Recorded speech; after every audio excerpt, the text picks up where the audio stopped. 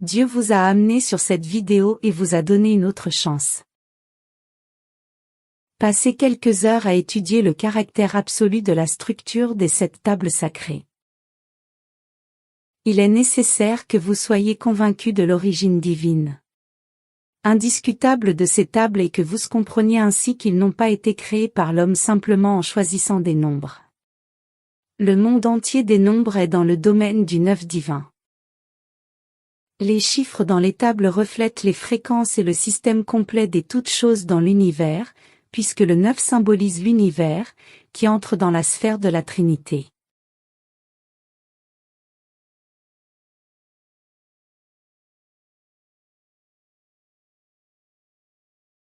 Le Tout-Puissant.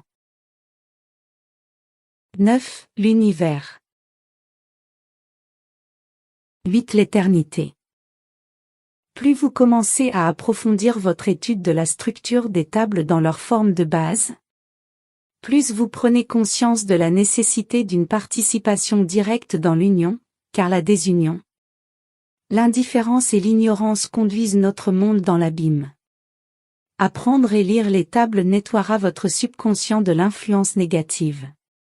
De plus, cela vous aide à accomplir un exploit spirituel et à surmonter votre indifférence et votre inertie pour sauver vos enfants et notre monde. Ces tables sont le premier don du Créateur à notre monde.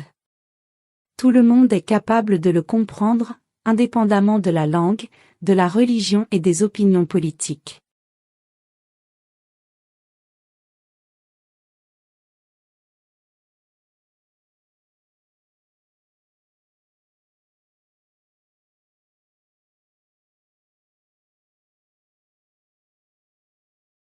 Le deuxième don du Créateur provient du premier.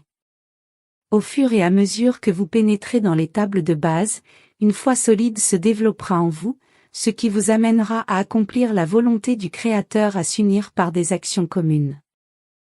Alors armez-vous d'amour pour vos enfants et commencez à partager ce message avec vos proches, amis et connaissances. C'est important parce que quand c'est fait aussi, quand nous parvenons à purifier notre subconscient et à nous unir en une majorité suffisante.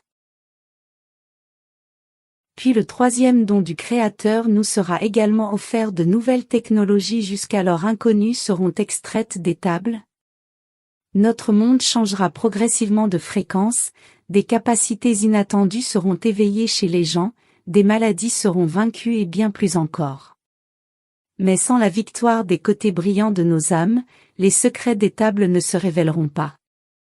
Et pas seulement pour qu'un petit groupe d'inhumains ne prenne pas un grand pouvoir entre les mains, mais aussi parce que le monde s'avère trop indigne pour se transformer en un monde nouveau et plus parfait.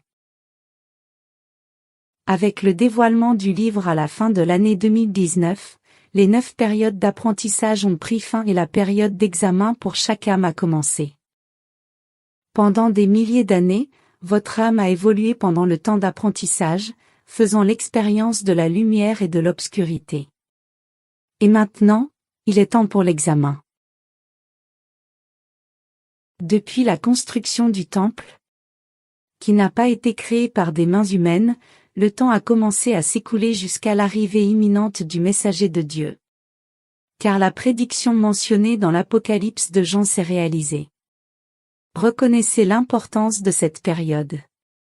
N'attendez pas que les autorités reconnaissent le temple, car beaucoup d'entre eux ne reconnaîtront même pas le messager de Dieu. Commencez dès maintenant à agir et à partager ce message des dons du Créateur.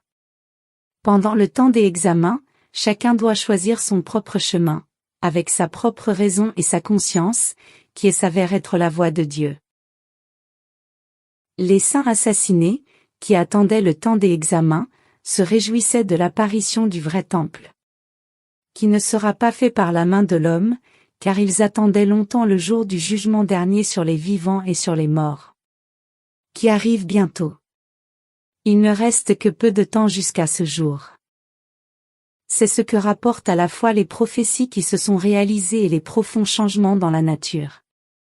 Par l'indifférence et l'inertie humaine, les inhumains ont réussi pendant des siècles à assassiner les saints et à impliquer les peuples dans des guerres. Après que chaque âme ait vécu toutes ces réincarnations, vie, au temps de l'enseignement, beaucoup d'indifférents sont restés au niveau des âmes abominables. C'est leur choix.